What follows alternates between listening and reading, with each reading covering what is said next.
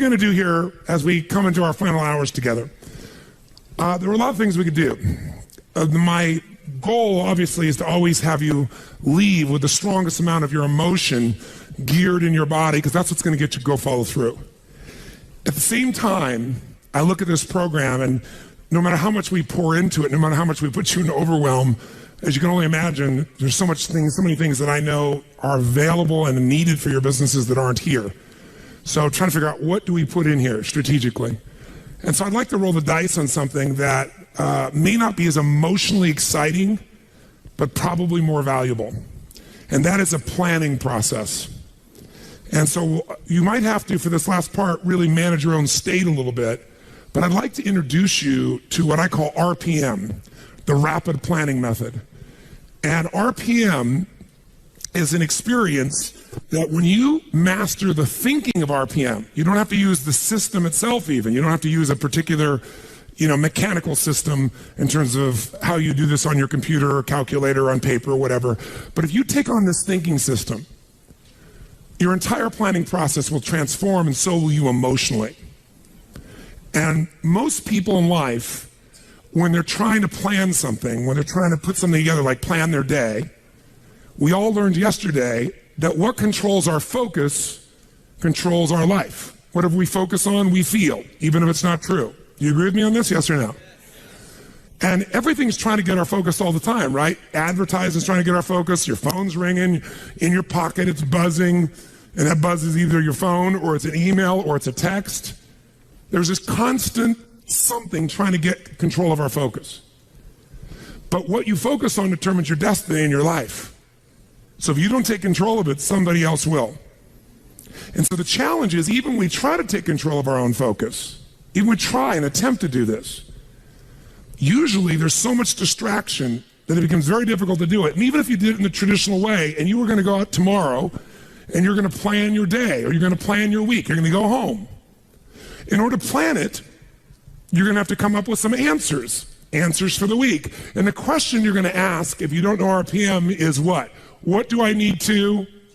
Say it nice and loud. What do I need to? And that's a good question. It's much better than, why do I have to do this? It's much better than, what the hell do I do? A few modifiers around that language and you'll feel very different, won't you? So when you ask, what should I do? The answer you're going to get is usually based on whatever is most pressing on you at that moment. And what tends to press us is either something painful, right? Right now I got to do this, because if I don't do this, something's going to happen. Or something that we want, something pleasurable. Is that true? Or it could be our own sense of vision. But that's usually the last thing that we focus on. How many agree with me on this? Say aye. So let's say, for example, someone keeps coming to you and goes, I need this and I need this and I need this. And they do that in the form of your text. They do that in the form of a phone call. They do that in the form of an email. They do that in the form of walking up to you and go, hey, Tony, can I ask you a question? And right in that moment, they're coming to you and they're asking for the most valuable thing you have in life, your focus. Because out of your focus, you're going to put your attention, your energy, your intellect, your emotion, your thoughts, your lifeblood. And the way you invest focus is the way you invest thought, feeling, emotion, and life. And wherever you spend that focus is going to determine what you end up with in this life and what you're able to give in this life. So focus, bless you, is the single most important component you got to learn to take control of. And most of us are not very good at this.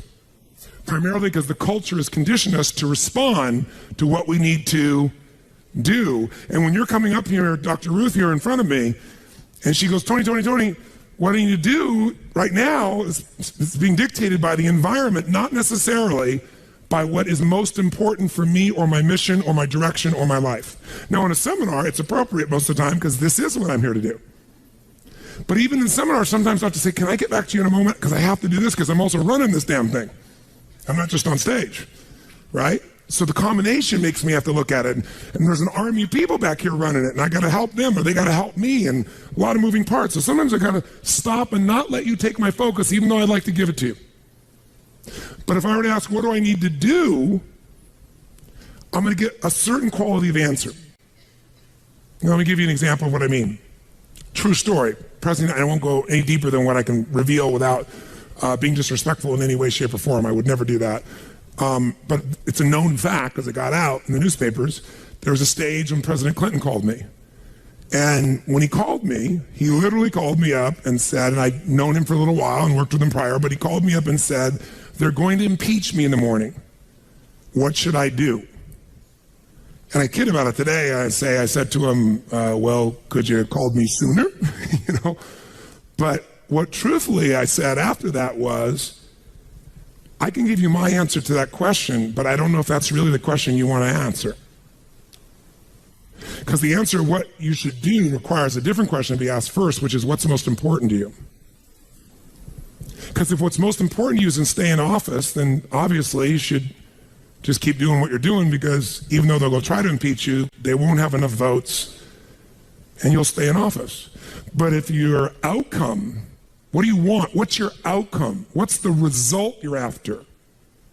That changes what you do. If your outcome is to regain respect from mothers, fathers, what they can say to their children about the President of the United States, then based on that, you might have to do something different. And I said, it's easy for me to say, because I'm not in your position, I'm not facing an inquiry in the legal side. And he said, yeah. And I said, but you're also a lawyer. Now, you certainly know the law. And I said, you know what you can say. He goes, yeah, well, you don't have somebody coming at you, stars coming after me. He's trying to do this, trying to do that. I said, I know that. So I'm not telling you what to do. You're just asking me what to do. I won't tell you that. First, you got to tell me, what do you want? If you don't know your outcome, if you don't know the real result you're over and you answer what to do, you may even get what you want. You may do that, get the result, but it's not the result you really wanted. That's, again, the difference between strategy and tactics, isn't it? Which is one of the single most important lessons I hope we got across to you this week. So you got to learn to ask a different question than what to do, because how many of you found out that it doesn't matter what the day in your life is? If you really write down everything you got to do, there's no way in hell you could do it all.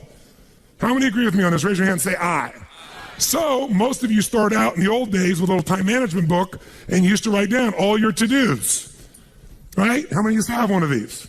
Right? You write down all your to-dos, and then in the early days, you actually put like A, B, C priority maybe in the very beginning. Anybody get that anal to be able to do that? Separate them out so you focus on the priorities, and then maybe even plan when you were going to do them in your day. And that lasted about how long? You still carried that book around with you in those days when it was on paper, remember that? But what it was your address book in those days, because you didn't have an iPhone, right? It was your calendar and your address book and a few crappy things you wrote down. But you never sat down and wrote the whole list out, because you knew you weren't going to do it all, and it just felt like hell every day to rewrite it all. Who can relate with what I'm saying as being true? Say aye. So when I only had one company to run, I was just a kid, I went to one of those programs prior to the days of Franklin and Covey and all those guys. It was called the Time Bank. And we had this 3-ring binder like this. It was so cool, and it had its tabs and had my calendar in the front so I could schedule things, and have these daily little tabs. I could plan out the day and write my to-do lists. And then it had my A through Z's in the back where I could file under people's names and things, all the details I needed. And then that was all the phone information, because there wasn't email in those days. And you carried around this little mini suitcase of these big rings, and it worked really cool. It was great. But I learned once I had 2 companies, and then 3, and then 4, then 5, there was no way. My to-do list got bigger and bigger and never got to be done. And I found myself not writing it down, and then I found myself doing it in my head. And I got a pretty good memory, but man, that was painful. I felt the shock of it all over again. Bottom line is, I said, there's got to be a better way. And I kept thinking, what controls our life is what we focus on. What we focus on, we feel. What we feel and focus on, we move towards. Wherever focus goes, energy flows. So wherever your focus goes, energy flows. So if I want to control my focus, the most powerful way is by asking what? Better questions. So I need to come up with a better question, because what to do is a painful question. And it's a stupid question very often. When you're starving hungry on the first day, what to do is obvious. Go get some food. But some of you, in spite of the hunger, and those of you who've never been to a program in my mind, the pissed offness with Tony Robbins that he would go so long, people went back, they go, but this is not right. And so they said, then go get some food. They go, no, but I don't want to miss it. Now, our fault for not communicating in advance, but the point of the matter is most of you decided what to do based on a larger outcome than the urgency of current pain. You decided, no, what's most important is to get this material, even if it's a little painful in the short term. I can eat a little bit. I'm hungry, but I can survive. I am not in Africa. This is not the last meal that I've had for 6 weeks. There may be some body fat I could be burning in the next 2 hours while I'm learning. Who knows? You know, maybe. Maybe I'm not really dying. Maybe that's just the language I use, and the language I use is producing my emotion. People say they're starving. Really? Look in the mirror. Are you starving? No, I didn't say that to anybody because no one came up and said anything to me about it. That Tony. Oh, Tony, will you take a picture with me? Yes, of course. Right?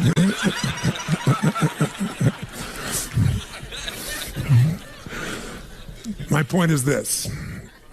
Where focus goes, energy flows. You must control your focus. You do it with questions. If you ask the same questions as everyone else, you end up with the same answers.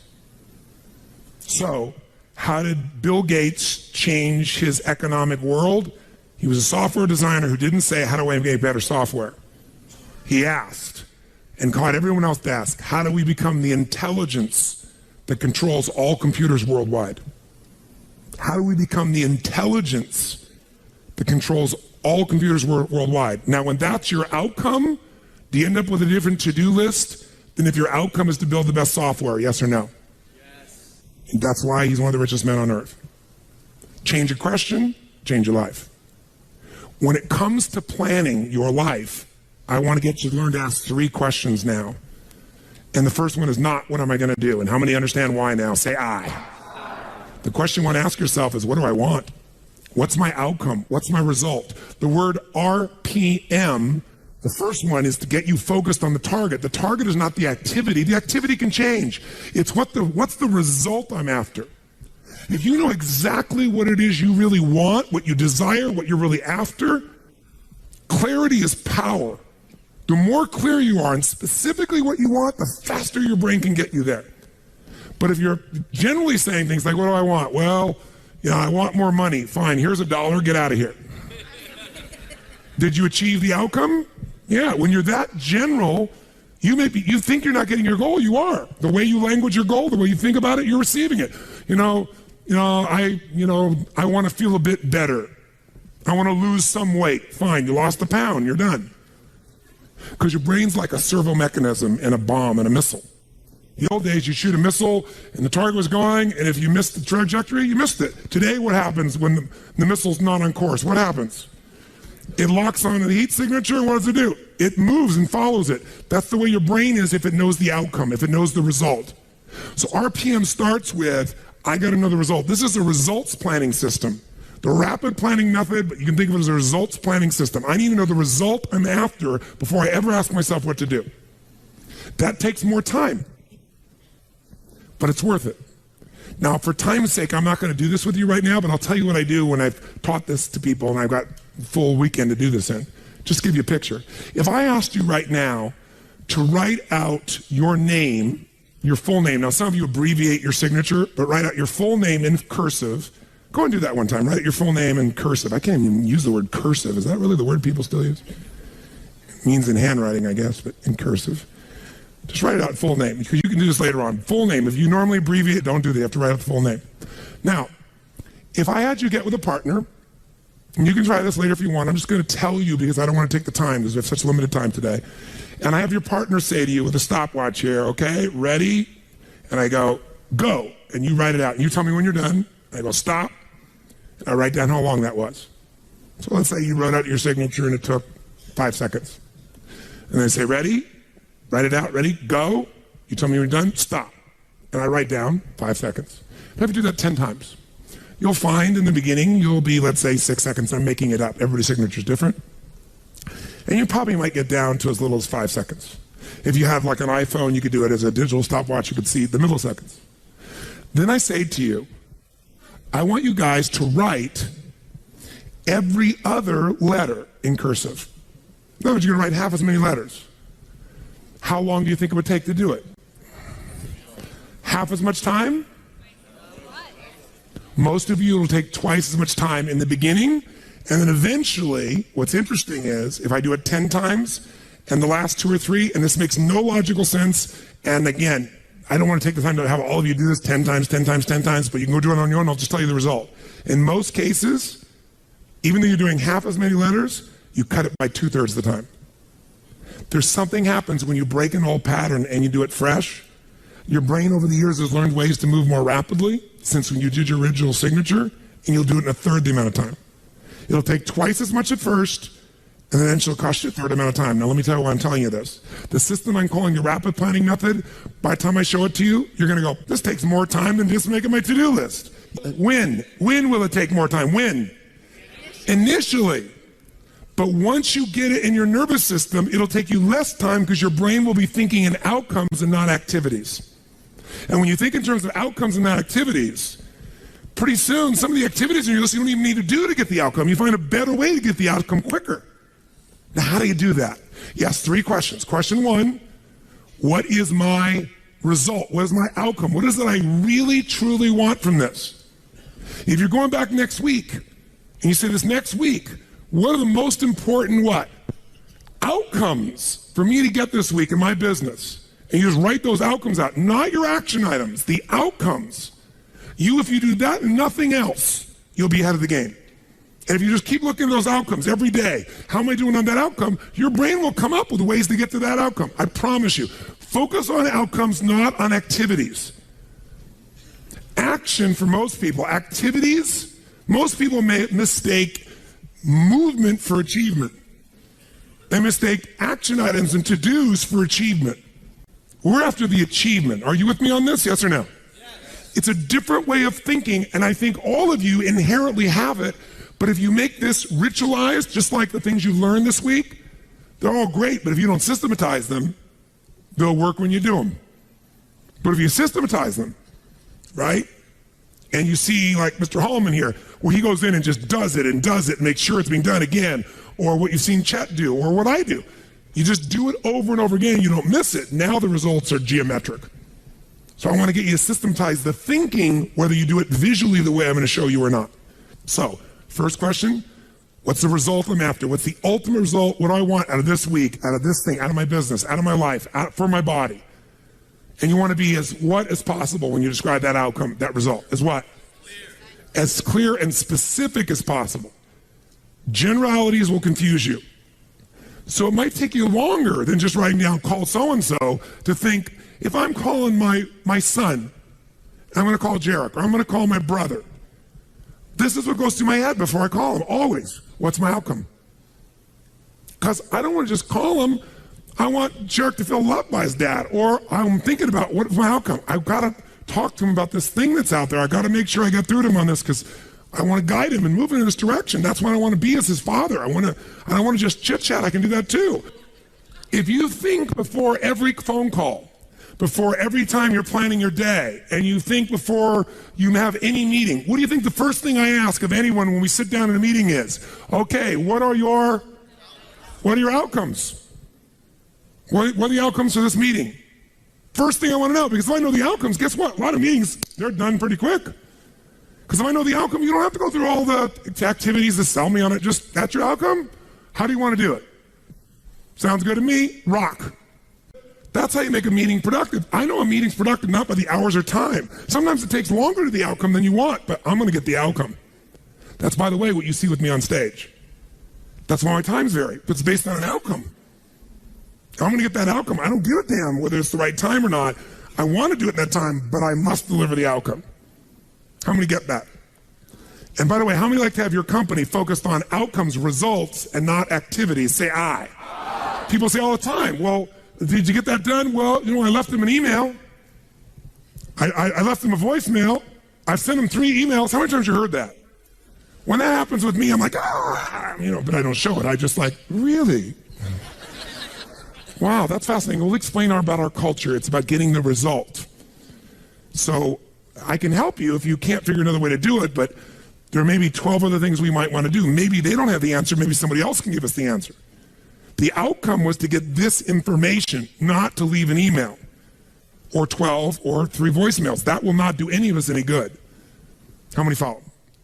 Now, whether you get the outcome or not, whether you get that result, will be based, first, do you have clarity? And the second thing is, whether you got enough emotional juice to keep going after it when things don't work out.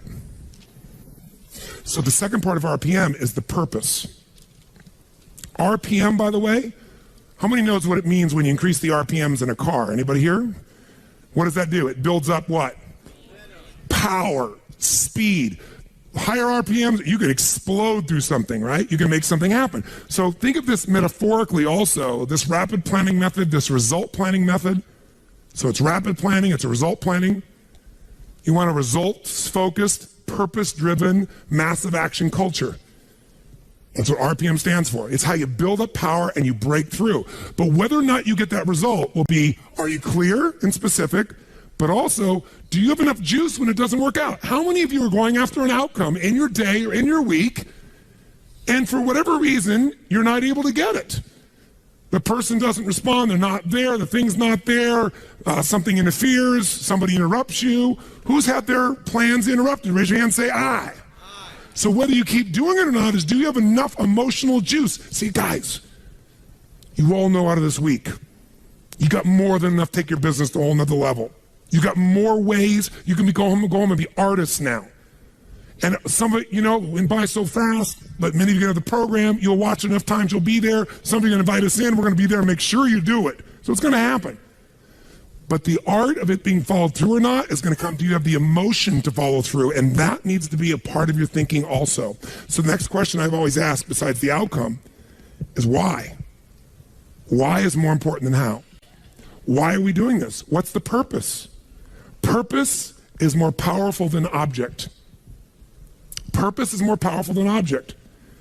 You say, I want $1 million. That's a great objective. I want $1 billion. Great objective. I want to feed 3,000 children in my community. That's a beautiful objective. It's even more specific. But even that objective, you might get excited about, so you realize what it takes to feed 3,000 kids, right? And the politics involved, and all the people that don't follow through. And then you have this good intention, and somebody else is pissed off because one of the kids didn't get fed. Right? And you did everything you know how to do. What's going to make you keep going? Purpose. Why do you want to feed those 3,000 kids? Why do you want to make that $1 million, that $1 billion? Why are you going to take your business to the next level? Why is the most important thing to know, because that's where all the emotional juice and fuel is to actually get you to go through when the challenges show up. Every person you see who's on fire and is successful knows the why. You know what the problem is? You might know the why in the beginning. You wrote a mission statement and stuff like that. You got to know why you're doing this right now. This right now. That's what's going to engage you and activate the why. You might have a why, but it's not active. How many follow the difference what I'm talking about here? Say I. Otherwise, that little law of familiarity shows up. Well, we're doing this because da-da-da-da-da, and you repeat the why, but it has no emotion behind it. See, if I take a stick pin, no, I don't see anything like that, but you know when a woman has a blouse and they have like a little stick pin in it? Let's think that stick pin is a word. And I take that stick pin and I throw it at you. Are you going to feel it? Barely.